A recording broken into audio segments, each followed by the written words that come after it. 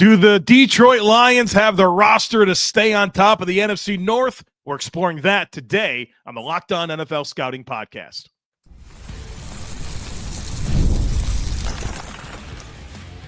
You are Locked On NFL Scouting with the Draft Dudes, your daily podcast for NFL and college football scouting. Part of the Locked On Podcast Network, your team every day. What's better than this? It's guys being dudes here on the Locked On NFL Scouting Podcast. We're the Draft Dudes. I'm Joe Marino from Locked On Bills. He's Kyle Crabbs from Locked On Dolphins.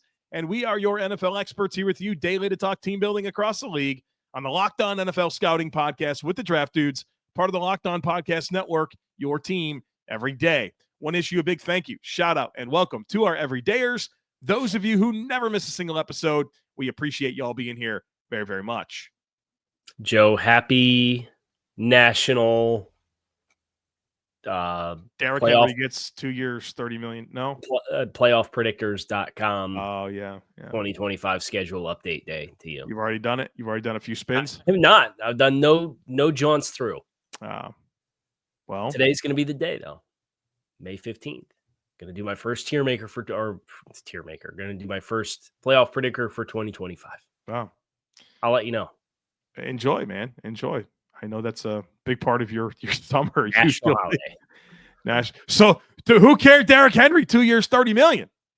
$25 million guaranteed.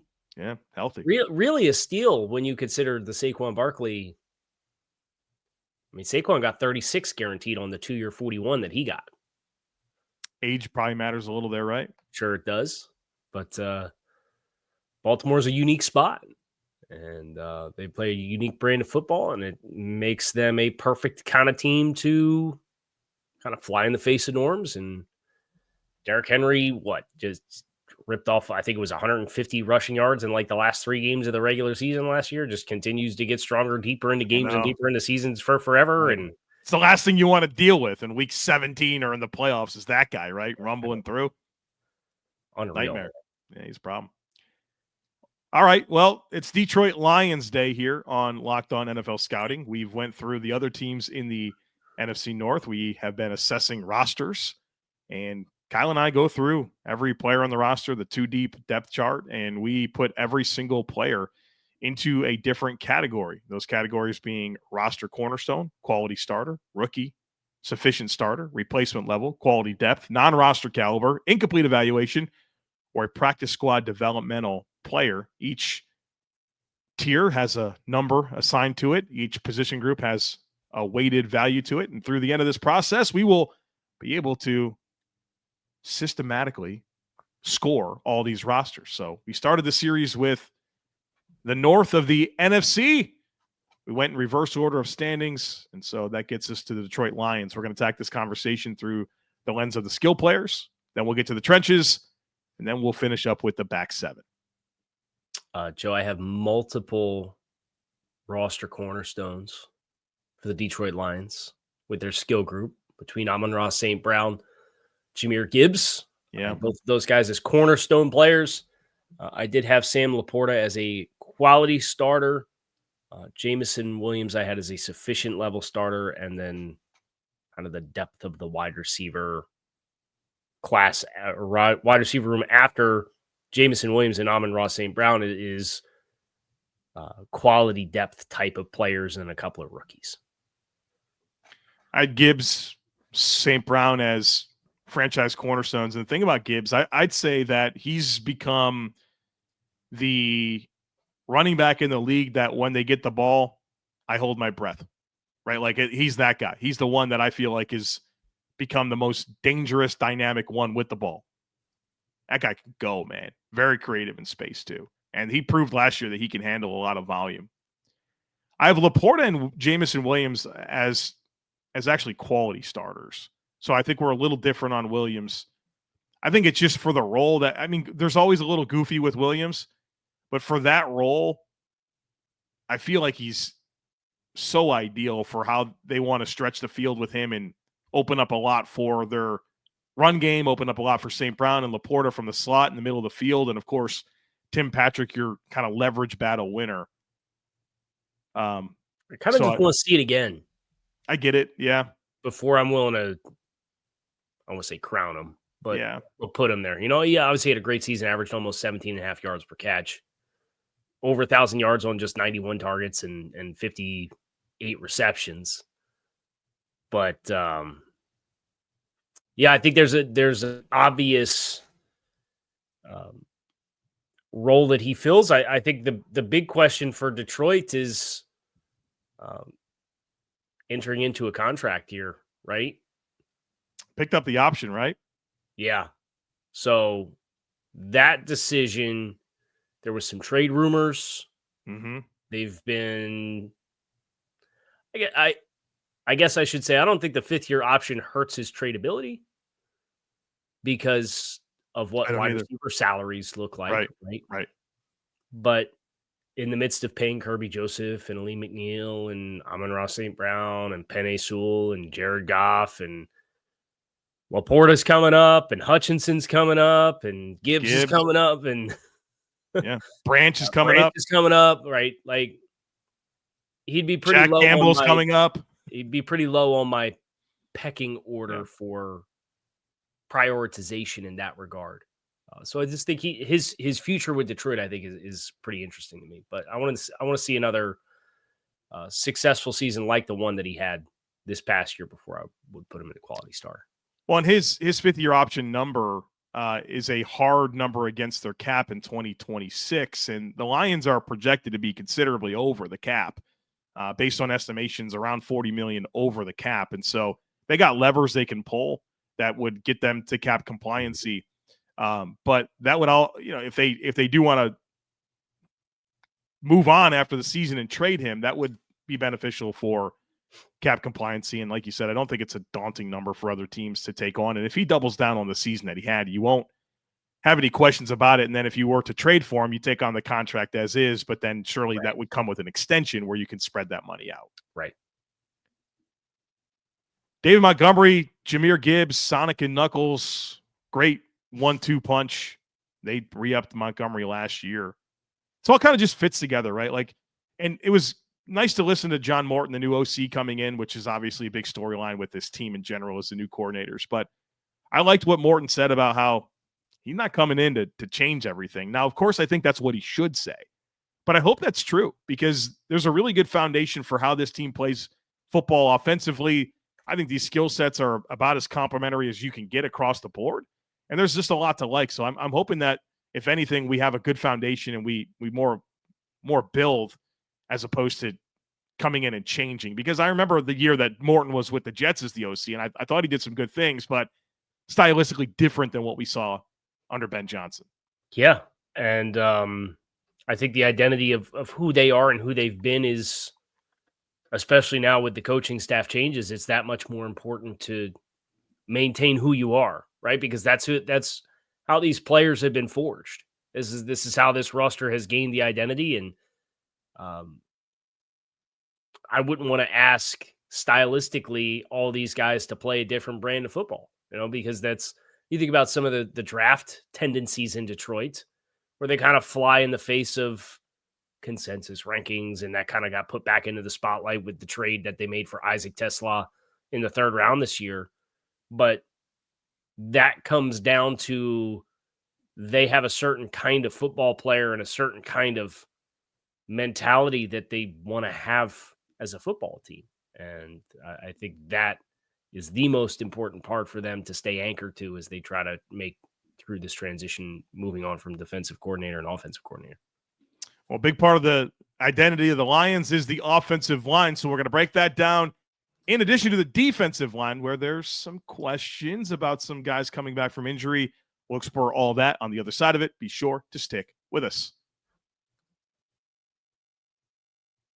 The NBA playoffs are in full swing, and every night delivers highlight-worthy performances, major momentum shifts, and can't-miss moments. Whether it's a game-winning shot or a breakout player, there's never been a better time to get in on the action. FanDuel makes it easy to stay in the game before tip-off and live. With player props, performance trends, and same-game parlays, fans have more ways than ever to play smart and win big. You're watching these playoffs. They're exciting. You're getting a feel for which teams are heating up, which players are heating up. the prop bets, the over-unders on points and rebounds and assists is where I've had a lot of fun. And I've got Joker tonight with Denver. I got him on his over for his point total. You're talking about them facing elimination home against the Thunder. He's going to put up big points. I'm getting in on that action, and it's going to make watching that game even more exciting. So if you got a read on who's heating up, why not back it up with a same game parlay? And look, we just got the NFL schedule, which means there's already over-under projections for wins that you can check out. I've gotten in on some of that action as well. So check it out. If you're new to FanDuel, it's the perfect time to sign up. Head on over to FanDuel and place your first $5 bet. If it wins, you get $200 in bonus bets. Make every moment more with FanDuel, the official sports betting partner of the NBA.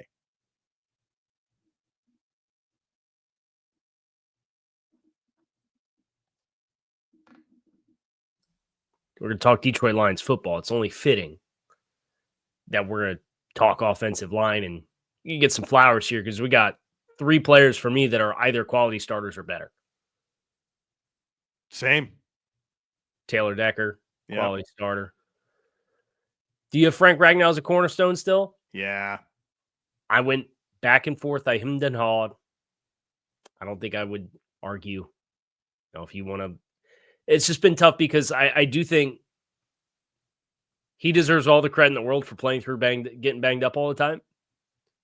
But when you play banged up all the time, you're not 100%. And I think there's some times where that it's true. Shows, like, and he's getting older. What, he's on the north side, 30? Is he 30?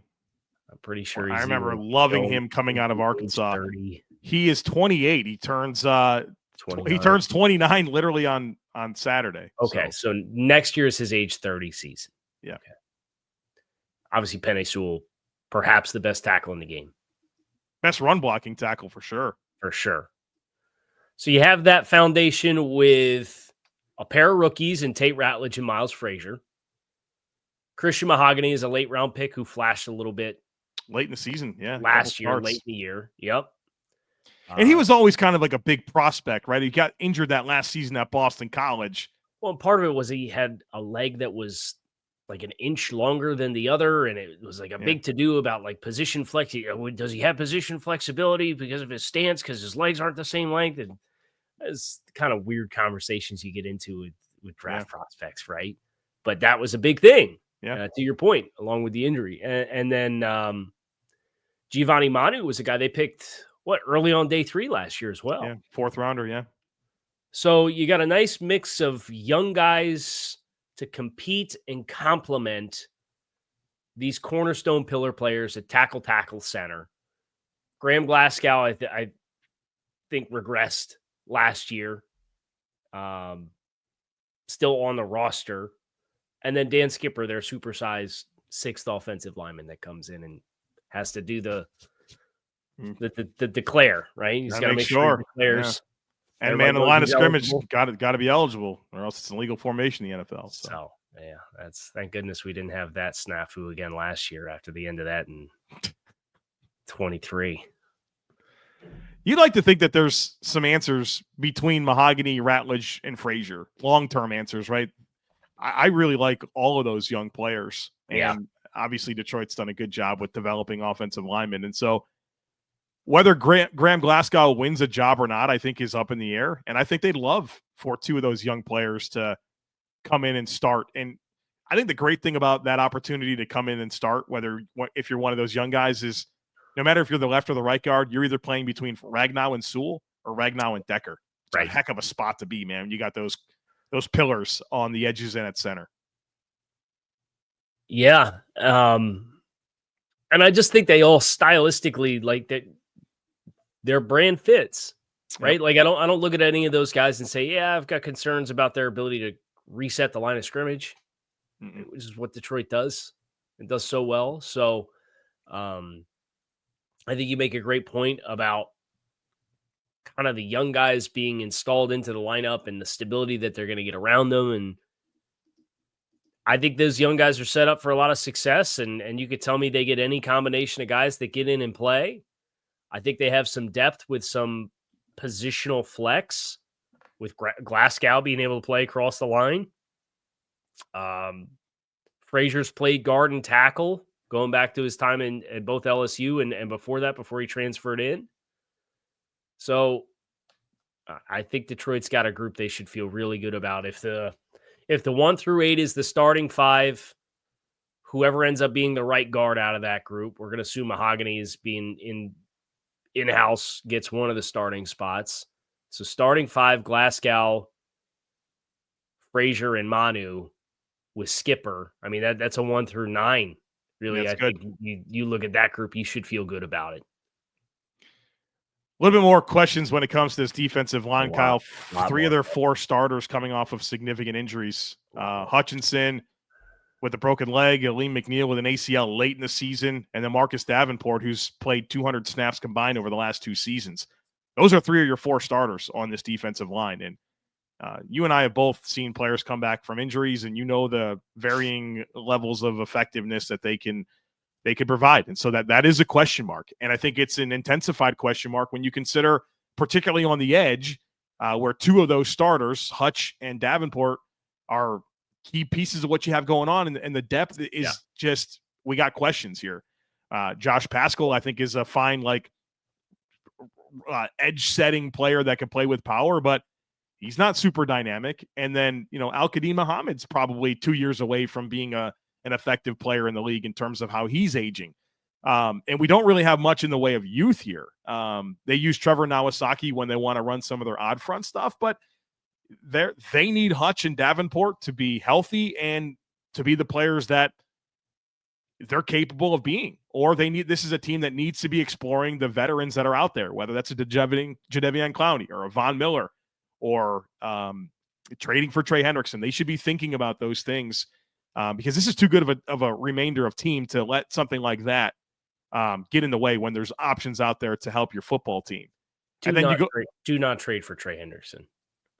Well, but also do trade for Trey Hendrickson. Well, but this football team should absolutely not. With all of the players that they've drafted in recent years, we just got done talking about Jamison Williams. All the other contracts you got to get ready to do.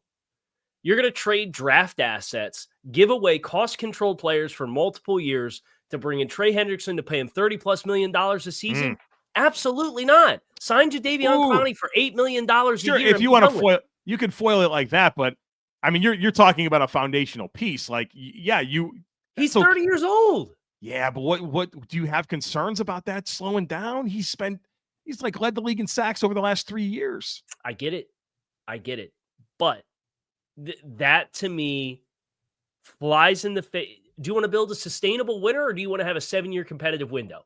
I just lived this. You trade for Bradley Chubb. But they've been so much more effective with their drafting. They're getting Brian Branch and Kerby Joseph, and they're finding answers. I get it. I mean, Dolphins 20 and 21, they got Waddle, they got Phillips, they got Javon Holland, they got a starting quarterback in Tagovailoa, they got Austin Jackson, who's turned into a good player. It took him a couple years to get there. I would say Robert Hunt was a Pro Bowl player. Stop paying Derek Barnes and David Montgomery. In free agency, and PFF thinks he has a chance to become the best safety in football this year. Don't pay depth players then. Don't pay David Montgomery and Derek Barnes. But they've already chose to go down that path. Well, so now that you have, don't trade for Trey Hendrickson. I have a hard time accepting that trading for Trey Hendrickson would be a bad move for the Detroit Lions. I'm saying the difference between one of those free agents that's going to cost you a third of the money and no draft picks is not worth it. What do you think you're going to have to give up to get Trey Hendrickson? He's not going to play for the Bengals. They're not going to pay him. They don't have they're not coming from a point of leverage. Okay, he is an older and the Bengals made Carson Palmer retire. What did the Rams give up for Von Miller? I think it would probably be a similar trade. We're talking about a couple of day 2 picks. Your Lions are getting ready to pay all these guys. All those picks matter. You could trade back and get those picks back. You could trade Jamison Williams, get those picks back. This killed this team last year. Was their edge rusher situation. We're counting on all these guys off of injuries. I do not disagree with you there, but I also look at the entirety of the front. As I look at the entirety of the front, it's 3rd and 8. If Hutch isn't Hutch, we have nothing. They have nobody. Right. Nothing. Okay, so sign Von Miller and Jadeveon Clowney and get 2 players. They should. They should. And Zadarius Smith, let's be honest. Right. You could probably sign all 3 of them for the cost of what it's going to cost you from a cash perspective to get Trey Hendrickson and then picks. There's nothing scary about this pass rush if Hutch isn't Hutch. Nothing. It's horrifying. It really is. And that's the primary concern that I have with Detroit right now is that's a lot of pressure on a guy coming off an injury to be what he was at the beginning of the season last year before he got hurt. Quick note before we get to break, DJ Reader, I think you saw some age on him last year. And how about a shout out for Levi Onwuzurike, who has 100% been able to help this football team as kind of that third guy, playing multiple spots. They'll play him out in the 5. They'll play in A and B gaps. He's really, I thought him coming back on the deal that they got him back on was really good, especially when you see some of the money going out there for like a guy like Javon Kinlaw, where I think Onwuzurike is a cheaper, better player, younger player. Yeah, it took him a while to kind of get the light bulb to come on, but obviously he had some medical stuff when he came out, and I agree with you that he has emerged into a player that I think is going to give him a chance to be an impactful player for the foreseeable future. Tyreek Williams as a rookie is going to be important here. Very important. Yep. And they had some courtesy of the Eagles YouTube. They had a chance to trade, move back a little bit, but they want to stick and pick Tyreek Williams. So you could tell that was a player they really wanted to get. Yep. Okay, back 7 on defense. The Lions love their linebackers. We'll talk about that and a lot of emerging talent here in the secondary. Folks, be sure to stick with us.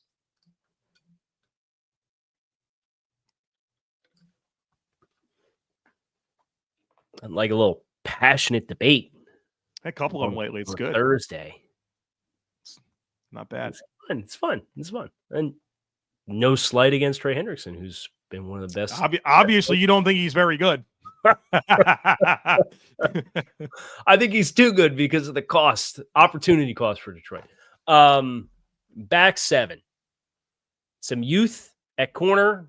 I think that the opportunity to add a veteran player like a DJ Reed in free agency is an awesome add to go with Terrion Arnold and Ennis Rakestraw as young guys that they've added into that mix. I like some of the depth options with Amik Robertson and Devontae Maddox as guys that can kind of, you consider them plus Rakestraw plus Arnold and Reed. I think you have a lot of interchangeability with those guys to kind of play matchups. And if somebody gets banged up, I think you can shuffle assignments around pretty well with that group. It's not like some of these groups that have very clear profiles as inside guys and outside guys. So I like that for that quite a bit. I think that you have a force multiplier there with Brian Branch and what he can be as a deep safety, as a nickel, as a second level sub-package linebacker player that doesn't have kind of those freakish measurables like a Kyle Hamilton does, but you can implement and he could show up in a lot of the same ways as far as the versatility that he brings. One of the most instinctual players in the league. And then you have perhaps the best ball hawking safety in the league right now in Kerby Joseph playing in the high post behind it. And I think that paints the picture of a secondary that I think the floor is going to be determined by the stars and the ceiling is going to be determined by the young guys and how good they play this year. I thought Terrion Arnold, I thought got better throughout the course of last season. He had like a bunch of penalties early on. And I thought he stabilized his play quite a bit. I'm a big DJ Reed fan. You're not drafting him because he's going to take away the football, but he's sticky in coverage. He's small, but plays way above his weight class and is really physical, kind of a Lions type player. And I think Amik Robertson and what he's shown in the nickel has been really important for this team because I think that unlocks a lot of what they can do with Brian Branch, being able to play him in some different alignments. Yeah. Like you mentioned, Kerby Joseph over the top is just, the ball skills are just insane. And there's some big time ball hawks in this division between him and Xavier McKinney and Harrison Smith. There's Kevin Byard. This is a ball hawking division for sure. So I like this secondary. It's just, can we get enough pass rush right to maximize what they can offer on the back end? Because I think it's a really potent group. As far as the linebackers, a lot of depth, which you'd expect for a team that played 3 linebackers a ton, right? No matter what, dude. It'd be Quan Alexander, that bum from the Dolphins. Who is it? What's that guy's name? David Long off the street. Long off waivers. Ezekiel Turner. Don't matter. Guys are hurt. We're playing 3. 3 back. They were all hurt at some point too, except for Jack Campbell. It's Jack Campbell, quality starter. I have him down as. Yeah. Imagine being surprised. Imagine. Not. Would have been a reach at 30, Kyle. Would have been a reach. Alex Anzalone. You could get past some of the durability stuff. It just works for them, right? Yeah. Not gonna be a super useful player for every team, but the way this team goes, man, they're way better when he's available. Yeah. He's had a heck of a career. He's had some staying power, right? I mean, he started in, was it New Orleans is where he started? Yeah. And it took him a little bit to get he was hurt all the time, almost on his entire rookie contract. Yeah. You guys played 95 NFL games. Yeah. And his first 3 years in Detroit, he started 14, 17, and 16 games. He played over 2,900 snaps in his first 3 seasons in Detroit. Now, he was hurt last year and played 608.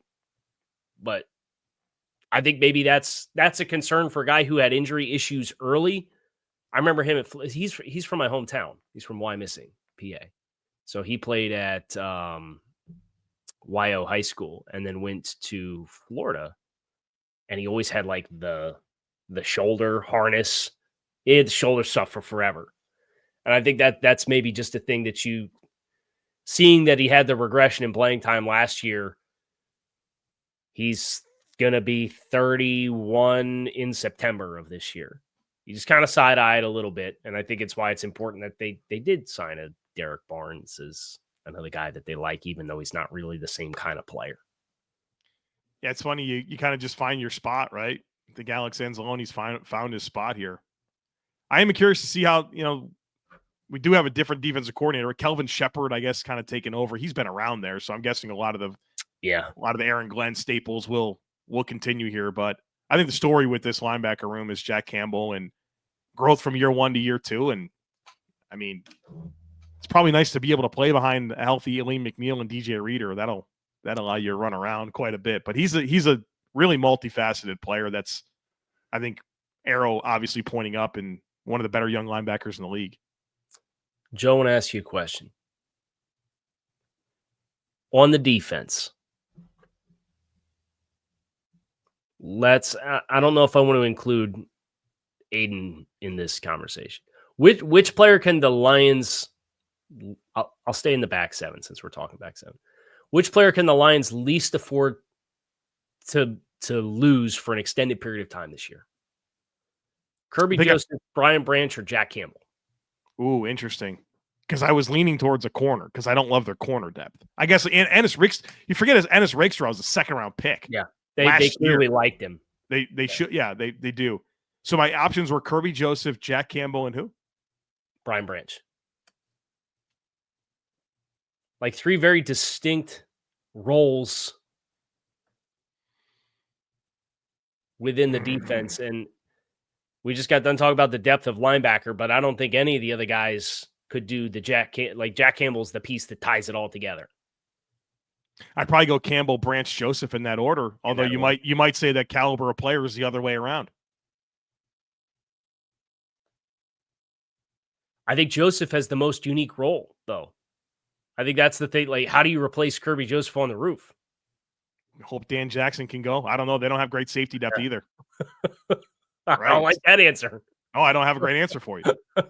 I don't have one. I guess that's where you would hope Avonte Maddox can help your team, right? I think that's what you'd have to do. Yeah, that's a good call out. I would also, you mentioned the safety depth. We exhausted a lot of time talking about getting another pass rusher in here. If they could find a safety that makes sense for them, which they should be able to, they're out there. That market is available. Yeah. And they have space. And we talked in the pre-show, they need the rollover cap for going into 2026. So I get it. But you got space. You're in a win now window. You won 15 games last year. Well, don't trade for Trey Henderson, but go ahead and sign a few guys in free agency here in May and June. and let's get the depth of a couple of these key spots on the roster a little bit more secure.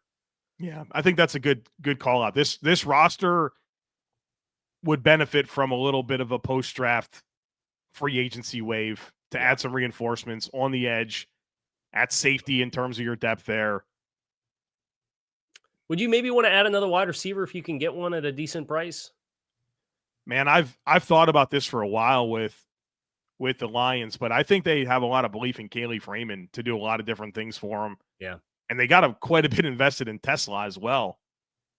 But this is a team that I get nervous about certain players, and just if they weren't around, how that affects the operation, because I feel like all of their parts are so important. Now, they sustained a billion injuries on defense last year, but their defense got a lot worse too. Yeah, well, it showed, right? I mean, Right. they had to win some, I don't even know if shootout's the right word for it, right? Like they had to put some points on the board here where they gave up 59 or we watched the Commanders playoff game. I mean, it's catches up, man. Gave up, what was it, 48 to Buffalo? It felt like a lot, yeah. Like that. They had a stretch of time in December where their games in December, they gave up 31, 48, 17 to Chicago, and then 34 to San Francisco. They had to score 40 to win that game against Wow, San Francisco. Yeah. The corpse of the 49ers at the end of the season. Yeah, San Francisco threw for 412 on them. Jeez. They had 475 total yards of offense. And then they get a bye. And get wiped. And then somebody took command of the game. Well done, Joe. That's going to do it for our assessment of Detroit. There's a lot to like here. But as Joe kind of alluded to, certainly feel like the Lions can protect themselves for the season ahead and the marathon that's going to come with a potential infusion. They have the cap space to do it. We'll be really interested to see what they choose to do between now and potentially the start of training camp. That's going to do it for the NFC North. Joe and I have to talk off air and figure out what division is coming next, but we have takes on takes tomorrow. You supply your hot takes. We react to your hot takes with our take on your take, hence takes on takes. That's tomorrow on the show. We hope you will come back and see us. Kyle Crabbs, Joe Marino. We're out of here. See you soon.